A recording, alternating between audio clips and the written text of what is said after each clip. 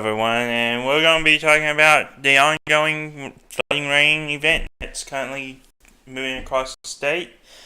First, let's go ahead and start off by looking at the radar here. If you have any questions at any time, feel free to hop in. I'm monitoring all four of our live streaming platforms, so get your questions in and I'll answer them. So as we move to radar scope here, you can see quite a bit of precipitation is falling across the state. Lots of banding rain, especially ongoing in northeastern Oklahoma, especially north of Tulsa.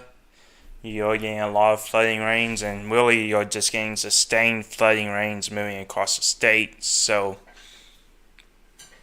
yeah. And southern Oklahoma, it's kind of faded out for now, but I do expect another round to build and move across the area.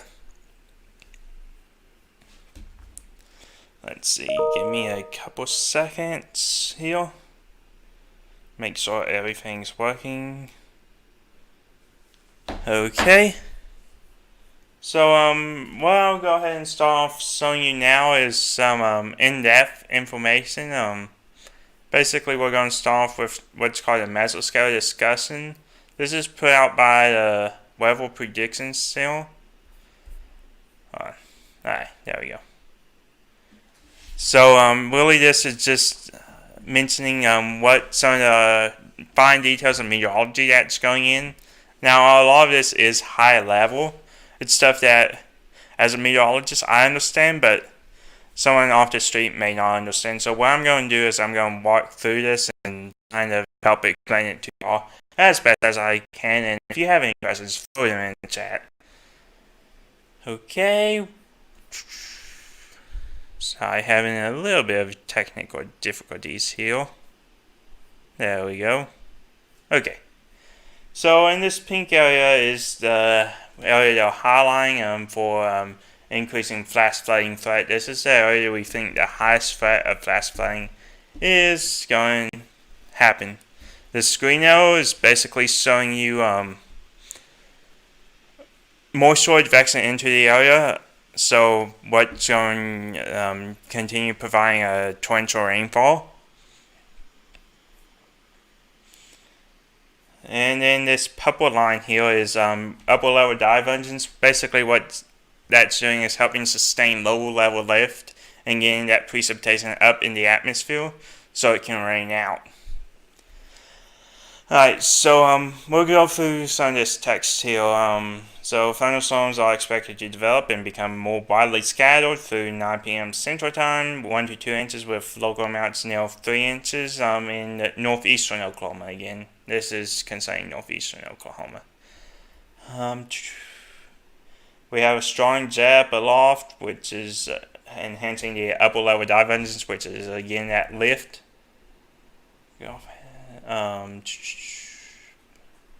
But yeah, moisture coming into the area 1.2 to 1.4 inches precip of water, which is basically an infinitely small amount of point. If you take that and all the moisture in that fell as rain, that's how much would fall. So, and that's at 1 point. So 1.2 to 1.4. If you get that trending over an area, you will have a lot of flooding going on. So definitely an increased flooding event. Anything over an inch is considered high for Oklahoma. Alright, 1 to 2 inches to 3 inches possible again in northeastern Oklahoma and central Oklahoma will be that risk area. So also with these, you may have a few small embedded hailstones, but nothing too major there. Maybe some gusty winds, but not too concerned about that. So now what I'm going to take you through is what's called a HRRR model, a high-res rapid refresh model. Basically, it's the highest resolution, quickest updating model we have available to us as meteorologists. I'm showing you this through the College of DuPage website just because the interface is friendlier for this.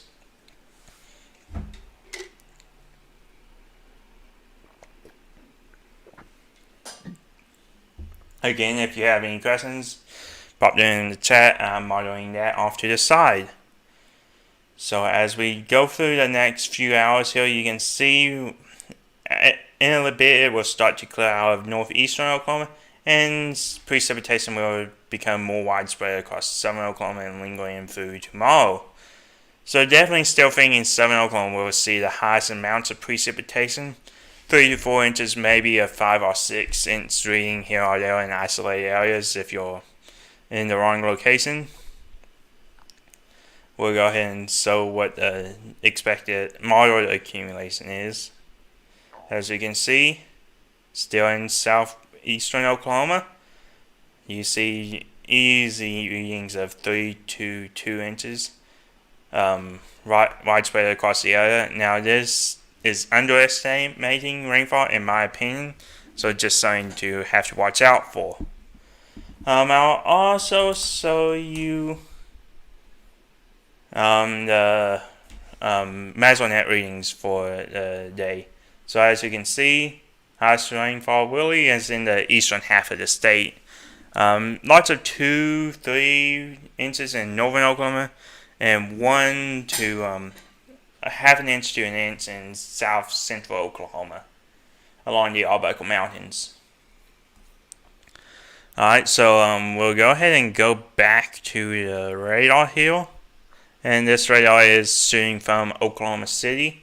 As you can see, we have training line of thunderstorms right here. And really the movement on these is to the east-southeast.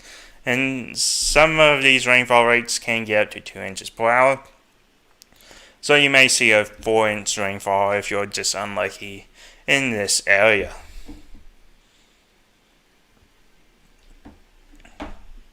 So again, training rainfall as that moves, and this will continue to grow and expand.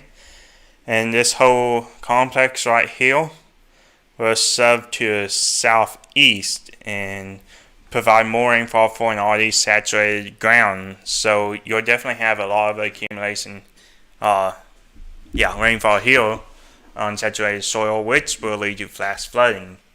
Most of the state, eastern half of the state, is under a flash flood watch or warning depending on where you are. But flash flood watch is the most common. I'll be pulling up the text of the watch here. On my secondary screen, so bear with me a second. So it goes until 12:30 tomorrow is the official expiration time. Heavy rainfall up to 3 or 4 inches may cause urban and small stream flooding. Really what we've been telling you about for the past 15-20 minutes here. But again, soil is already saturated and there's not a whole lot else for the water to go right now, as soil temperatures are very saturated.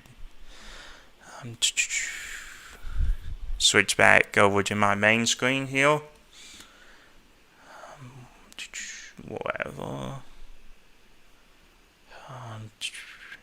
Sorry, came together last minute on this live stream, so don't have everything together to add but. So I'll go ahead and show you the dew point temperature map. Let's see, switch back over to my web display here. This is from the Oklahoma Mesonet. So as you can see, dew points are in the mid-60s and upper 50s for much of the state. And this closely coincides with the temperature. So what this tells me is that the atmosphere has plenty of moisture to work with, plenty of moisture to rain out.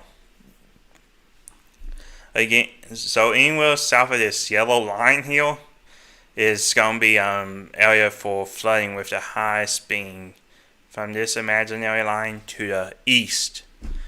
We'll see the highest chances of flooding, rainfall over 2 inches, 3 inches, 4 inches, depending on where you're at exactly. But as this cold front pushes through tonight, you'll notice a sharp difference, and that's really when your precipitation will end after it moves through. This is a dew point map, so these are not temperatures, air temperatures. So let's take a look at the actual temperatures here. So you see behind the cold front, temperatures are in the upper 40s and quickly falling to the mid 30s. Even some freezing temperatures out here in the Panhandle. So if you get below freezing, some slick spots could start to develop on elevated bridges and overpasses. So just something to keep an eye out if you're in northwestern Oklahoma. That's really where we think the freezing temperatures will be at tonight. And we'll go ahead and show you the groundwater.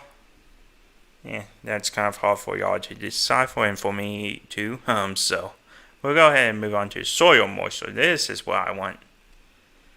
1 day average 2-inch fractional water index. So the closer to 1 this is, the more saturated the ground is. So as you can see, we see a lot of 0.9 to 1.0s. So the ground is basically as saturated as it can be. So again, anything that falls is going to be able to quickly pool and create flooding, especially in low-lying areas and areas that have a lot of cement around them and not very good drainage. So definitely, as we go throughout tonight and into tomorrow, if you see a flooded roadway, turn around and don't drown. How much rain do I expect in Tulsa? David, I expect about 2 to 2.5 inches probably in Tulsa, additional to what they've had already. So as you can see, Tulsa's had 1.5 inches, so they'll be pushing 3-4 inches for this rain event. That cold front will probably progress quite nicely throughout the evening, and really, if it was farther south, you'd probably see a little bit more accumulation now, but thankfully it's probably going to get pushed out through the cold front pretty early in the night tonight, so that's good. Hopefully everything will kind of subside before the morning rush hour tomorrow. Southwest, eastern Oklahoma rather, will probably have the most risk for your morning commute to be affected due to flooding, just because of the moisture content and the amount of rainfall we are expecting, considering that some locations can see 5 to 6 inches of rain. Again, this is the HUD model. This was started Tuesday, so we'll go ahead and look in the past, and you can see the models have been fairly consistent that southeastern Oklahoma will get the bulk of the rain. So again, 5 to 6 inches very likely here. Don't focus on exact locations as well as the highest amounts are, because we just can't model that, but just look for generalities of where the highest accumulations are and extrapolate that to the areas closest to you.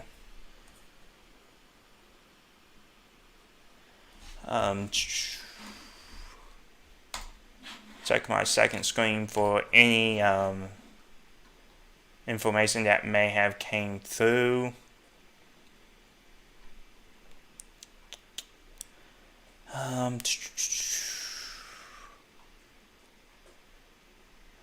Nothing yet. Roads are slick. Apparently there was a crash east of Seminole, but it's just water though, so just be careful when driving. It's rain, it's slick, and especially when it just starts, you get that oil rising to the top and you can slide off.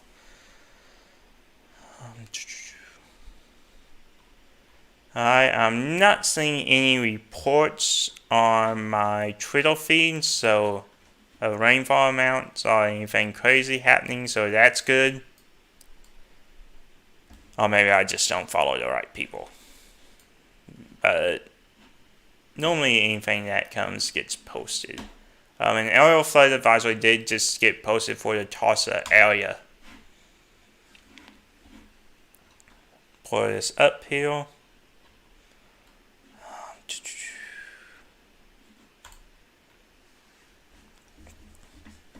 Urban and small stream flood advisory for southeastern Osage County, northeastern Creek County, and central Tulsa County until 12:30 a.m. Doppler radar indicated heavy rain due to thunderstorms, which will cause urban street and small stream flooding in the advisory area. If you're on I-44, this is between 209 and 232. So, if memory serves correctly, that is an area of poor drainage in Tulsa. Kind of a low-lying area, so might get some pooling of water on the roadways. Just be careful if you're driving through downtown Tulsa. So, current watches and advisories for flooding, warnings and advisory. Right now, they're all, let me pull it up over here. Hold on, give me 1 second. Let y'all see what I'm seeing here. All the advisories and warnings are currently in the Tulsa area, except, yeah. So, as we move through here, you can see that flash flood. I hate these color schemes. If you're at all colorblind, they run together, but we'll just click on each of these and find out. So a flood advisory is in effect for Grove. This is urban small stream. Doppler radar indicated mainly light to moderate rain. Heavy rain due to thunderstorms fell earlier. Some lightning, some lingering minor stream flood, small stream flooding will occur. 1 to 2.35 inches of rain has fallen in this area. That's radar estimated, so there's some leniency both ways on that.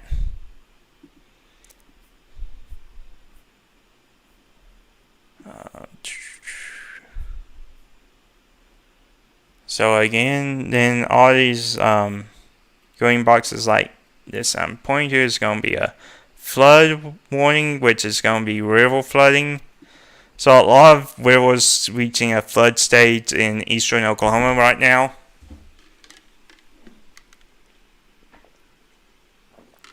Nothing like we saw in May, but again, any flooding is going to cause issues for any properties along the river.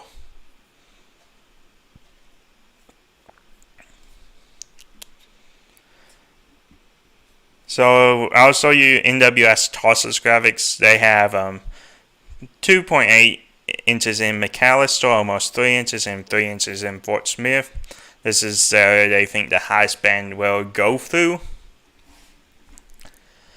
But again, there's some variation in that. So if you're along that corridor, be prepared for 3 to 4 inches of rain being possible. Or all that. Okay. Sorry, all my computer's glitching out on me. Don't know what's happening. Close out some of my programs here. I'm still monitoring the chat, so if you have any questions, get them to me.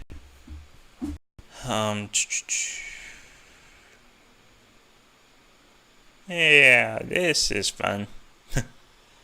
I don't know if the stream's going well, but my computer's absolutely glitching out right now. Okay, there we go. It's back up to where it should be. So let's go ahead and visit Norman's forecast area here. Really not anything special going on now. So the WPC did issue a slight flash flooding risk for much of Oklahoma today. So this is not the highest category we've seen by far, but slight does mean urban small stream flooding areas of poor drainage. So a lot of these concrete angles that we have in areas that have absolutely no drainage will see pooling water will affect travel and other stuff. Well, my computer wants me to stop, so unless anybody has any questions, I'm going to hop off of here, and if you have any questions, I'll be available on Facebook, Twitter, you can catch me on Facebook is OpenWeatherBlog and Twitter is at OKWXblog. I'm going to hop off of here. Thank you for listening. Have any questions?